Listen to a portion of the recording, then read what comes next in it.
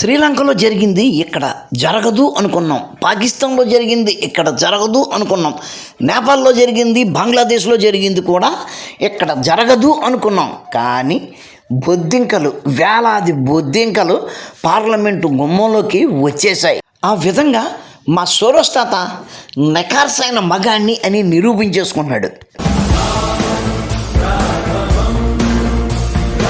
మిత్రులారా, పాకిస్తాన్, బంగ్లాదేశ్, శ్రీలంక, నేపాల్ వంటి చిన్న చిన్న దేశాల్లో అయితే అధికార మార్పిడి ఈజీగా దొంగతనంగా చేసేయచ్చు. కానీ అది భారతదేశంలో జరగని పని అని అనుకుంటూ ఉండేవాళ్ళం. కానీ నిన్న మా సోరోస్ తాత కెపాసిటీ బాగా తెలిసింది. బొద్దింకలు ఆల్మోస్ట్ ఆల్ పార్లమెంటు గుమ్మంలోకి వచ్చేసాయి. ఇక్కడ కనిపిస్తున్నవి బొద్దింకల నిరసనలు అని చెబుతున్నారు. కానీ ఇట్లాగే నిరసనలు ఉంటే ఎంతమంది అయినా జనం వస్తారు కాబట్టి అక్కడికి అంతమంది వచ్చారేమో.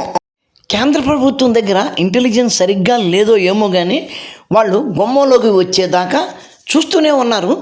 అదృష్టం కొద్దీ అక్కడ 3,000కు పైగా పోలీస్ సిబ్బందిని నియమించడంతో కొంతవరకు కంట్రోల్ చేయగలిగారు. అసలు నిన్న అక్కడ ఏం జరిగింది అన్నది మళ్ళీ ఒకసారి మనం విశ్లేషించుకుందాం. వీళ్ళ చలో పార్లమెంటు యాత్రకు ఎగ్నెస్ట్గా అంతమంది పోలీసు సిబ్బందిని వినియోగించడం మీద బొద్దింకల పార్టీ కుయ్యో మొయ్యో అంటుంది.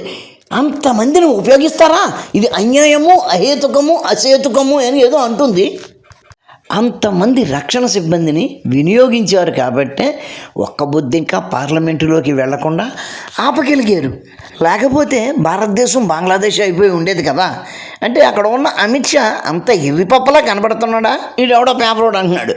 అంతమంది పోలీసుల్ని అక్కడ వాడడం ఆశ్చర్యం కలిగించింది అంటున్నాడు. అంతమందిని అక్కడ నియమించి ఉండకపోతే గనక వచ్చిన పోలీసులనే వీళ్ళు కొట్టగలరు. అంతగా లక్షల్లో వచ్చారు కదా. మరి 3,000 పైచిలకు పోలీసు సిబ్బందిని వినియోగించారు, లాఠీ చార్జీలు చేయించారు, టీయర్ గ్యాస్ కొట్టారు. అంత చేసిన వాళ్ళు పార్లమెంటు గుమ్మం దగ్గరికి వచ్చేసారంటే ఎంత ప్రమాదకరమైన వాళ్ళు మనం చూసుకోవాలి. సిపిఐ కమ్యూనిస్ట్ పార్టీ డి రాజా గారికి ఇది విద్యార్థుల మీద దేశం చేస్తున్న యుద్ధంలా అనిపించిందంట. భారతదేశాన్ని బంగ్లాదేశ్ స్థాయికి దిగజార్చేద్దాం అనుకున్నారా? అబ్బా, జంతర్ మంతర్లో వీళ్ళు ఏర్పాటు చేసుకున్న స్టేజ్ని పోలీసులు తొలగించేశారు. దాన్ని ఇమ్మీడియట్గా మళ్ళీ కట్టి ఇవ్వాలి అని అడుగుతున్నారు. సందట్లో సడేమియాలాగా అమెరికా నుంచి వచ్చిన అభిజిత్ దీప్కే మళ్ళీ ఈ హడావుల్లో మూర్చపోయాడట. ఆ మాత్రం ఓపిక లేనోడికి ఇటువంటివి పెట్టుకోవడం ఎందుకండి? వీళ్ళు లక్షల్లో వస్తారు అని ముందే పసిగట్టారు, ఎక్స్పెక్ట్ చేశారు. అందుకని 3,000 మంది పోలీసు సిబ్బందిని అక్కడ నియమిస్తే అంతమందిని పెడతారా, మేము లోపలికి వెళ్ళకుండా ముందుకు వెళ్ళకుండా అడ్డుపడిపోతారా అని లీడర్ బొద్దింకలు గగ్గోలు పెడుతున్నాయి. ఆ బొద్దింకలను పార్లమెంటు భవనంలోకి ప్రవేశించకుండా నిరోధించారు కదా. దాని మీద ఈ ముసలి కాంగ్రెస్ బొద్దింక ఏమంటుందో చూడండి.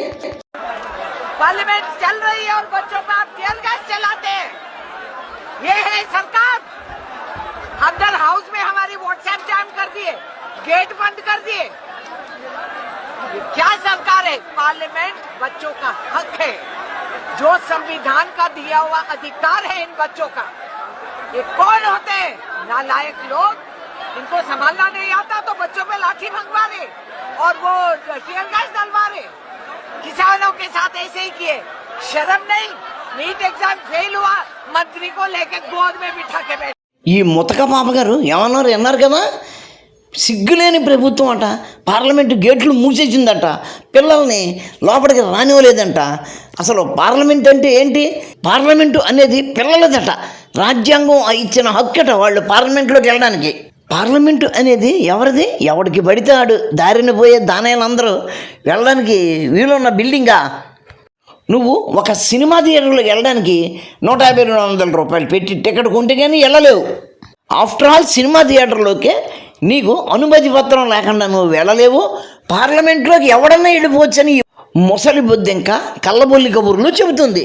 నువ్వు సినిమా థియేటర్లోకి వెళ్ళాలి అంటే 250 రూపాయలు పెట్టి టికెట్ కొనాలి. క్రికెట్ స్టేడియంలోకి వెళ్ళాలి అంటే 2,000 ఉంటుంది, ఆ డబ్బులు పెట్టి టికెట్ కొనాలి. ఆర్టీసీ బస్ ఎక్కాలి అంటే 30-40 టికెట్ ఉంటుంది, దూరం బట్టి ఎక్కువ ఉండొచ్చు, ఆ డబ్బులు ఇచ్చి నువ్వు టికెట్ కొనుక్కోవాలి. అలాగే పార్లమెంట్లోకి నువ్వు వెళ్ళాలి అంటే దాని టికెట్ ఏంటి? పార్లమెంటు సభ్యుడిగా నువ్వు ఎన్నికలలో గెలిచి ఉండాలి. సందర్శకుడిగా వెళ్ళాలి అంటే ముందు సరైన అనుమతి పత్రం తీసుకుని వెళ్ళాలి. అంతేగాని ఎప్పుడు పడితే అప్పుడు ఎవడ పడితే అప్పుడు దూరిపోవడానికి అది పార్లమెంటు, అంతేగాని అది ఆర్టీసీ బస్ స్టాండ్ కాదు. నీట్ ఎగ్జామ్ నిర్వహణలో విఫలం అయ్యారు కాబట్టి మేము ఇక్కడ ఇది నిర్వహిస్తున్నాము అని ఆ నిర్వాహకులు లీడర్లు చెబుతున్నారు. బొద్దింకలు మాత్రం ఏంటి పాలస్తీనా జెండాలు అడ్డు తిరుగుతున్నాయి. ఈ పాట వినండి, దానికి నీట్ ఎగ్జామ్కి ఏం సంబంధం?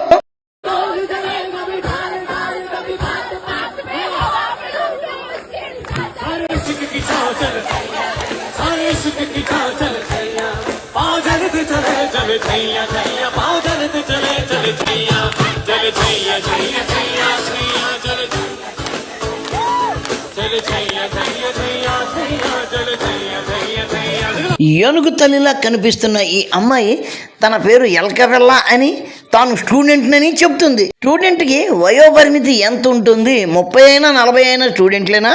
ఇంతకీ ఏం కోరుతుంది?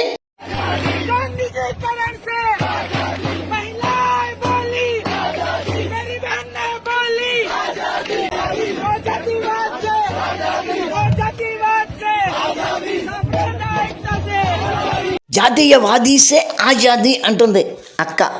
అంటే అక్కకు జాతీయవాదం ఉన్నవాళ్ళు దేశంలో ఉండకూడదు అని కోరుకుంటుంది.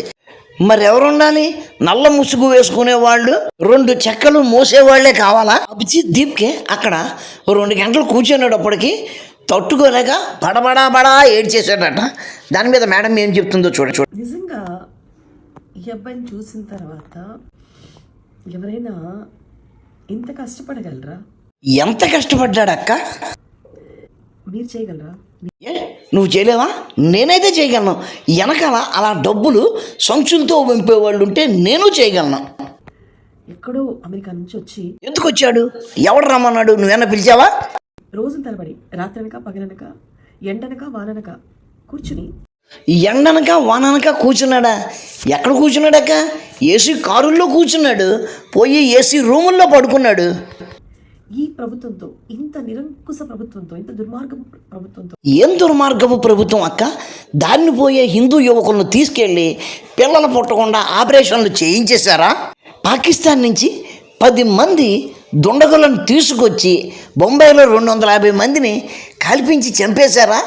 1000 మంది ఇప్పటికీ వికలాంగులుగా మిగిలిపోయేలా చేశారా? ఎంత దుర్మార్గపు ప్రభుత్వం అక్క అది? ఏదైనా చేయగలిగే ఈ ప్రభుత్వంతో ఏదైనా చేయగలగడం అంటే ఏంటక్క? స్టేట్ ఆర్కైవ్స్ని అట్టపెట్టెల్లో, వందలాది పెట్టెల్లో తరలించేశారక్క. ఎవరు? మన ఇటలీ మాత టైంలో తరలించేశారక్క. చరిత్ర ప్రజలకు తెలియకుండా ఉండేలా చేసేసారక్క. అదేనా నువ్వనేది? అకారణంగా అరెస్టులు చేసి ప్రజలను రెచ్చగొట్టి ప్రజలు కిరాతకుల్లా ప్రవర్తించేలా చేసి ఒక ఐబీ అధికారి ఒంటి మీద 56 కత్తిపోట్లు చేసేలా ప్రజల్ని మార్చిన మనిషిని అరెస్టు చేయడం అకారణమా? నాకు 5 లక్షల మంది జనాల్ని అప్పగిస్తే గనక ఈశాన్య భారతాన్ని దేశం నుంచి విడదీస్తాను అని అన్నవాడిని అరెస్టు చేయడం అకారణమా?